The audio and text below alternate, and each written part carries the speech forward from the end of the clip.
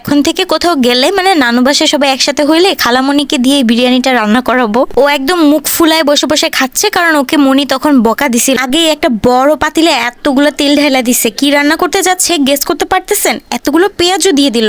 জি, রান্না করতে যাচ্ছে মাংসের কোনো আইটেম, মুরগির বিরিয়ানি রান্না হবে আজকে। আমার খালামণি বাসায় আসার পরপরই আমরা সবাই মিলে ধরছি যে আজকে কিছু না কিছু রান্না করে খাওয়াইতে হবে। আমার মনি আবার এত বেশি একটা রান্না করে না, কিন্তু যখনই রান্না করে এত বেশি মজা হয়। মনির চিকেনের আইটেমগুলো স্পেশালি অনেক মজা লাগে। আজকের বিরিয়ানিটাকে আমি বলবো বেস্ট এভার চিকেন বিরিয়ানি। আপনারা দেখে নেন, আপনাদেরও কিন্তু অনেকটাই কাজে আসতে পারে। এখানে অনেক বেশি করে পেঁয়াজ গুলো ভেজে তারপর গরম মশলা সহ ভেজে নিছে, সাথে কিন্তু পিওর ব্র্যান্ডের যে বিরিয়ানি মশলাটা ছিল সেটা আজকে দিয়েছে। এটার মধ্যে পরে বাদাম বাটা, জয়ত্রী জায়ফল বাটা দিল, তারপরে আদা রসুন বাটা অনেকগুলো দিছে, স্বাদমতো লবণ দিছে, আর হচ্ছে মরিচ গুঁড়াটাও দিছে, সাথে কিন্তু টমেটো সসও দিছিল অনেকটা, মানে এক বাটির মতো টমেটো সস দিছিল। আর মশলাগুলো যখন একসাথে একটু ভাজা ভাজা হয়ে আসতেছিল তখন দিয়ে দিল মুরগির মাংসগুলো, সাথে দিয়ে দিল 1 কাপ পরিমাণ দুধ। আমার খালামণি এরকমই খুব যত্ন নিয়ে রান্না করে, যার জন্য অনেক বেশি মজা হয়। এই পর্যায়ে মাংস কিন্তু কষানোটা অনেক বেশি সুন্দর লাগতেছিল। আমরা সবাই দেখে বলতেছিলাম যে আসলেই আজকে বিরিয়ানিটা অনেক মজা হতে যাচ্ছে। আর তারপর ঢেকে রেখে দিল। মশলাটা যখন কষানো হয়ে গেছে তখন আমার খালামণি ঢাকনাটা খুলে নিয়ে আরো কতক্ষণ একটু নেড়ে চেড়ে নিল। আর তারপর কিন্তু ধোয়া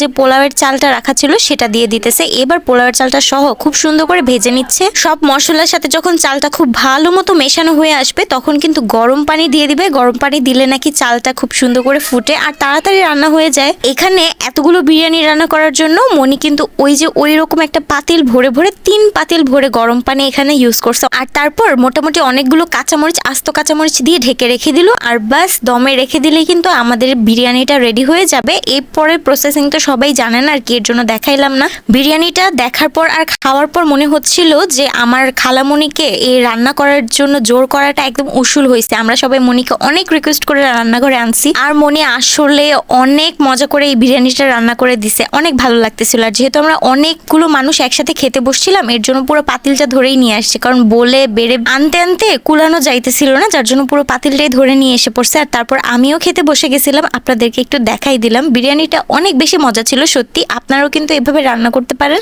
এই বিরিয়ানি খাওয়ার পরে তো মনে হচ্ছিল এখন থেকে কোথাও গেলে মানে নানু বাসায় সবাই একসাথে হইলে খালামণিকে দিয়ে এই বিরিয়ানিটা রান্না করাবো।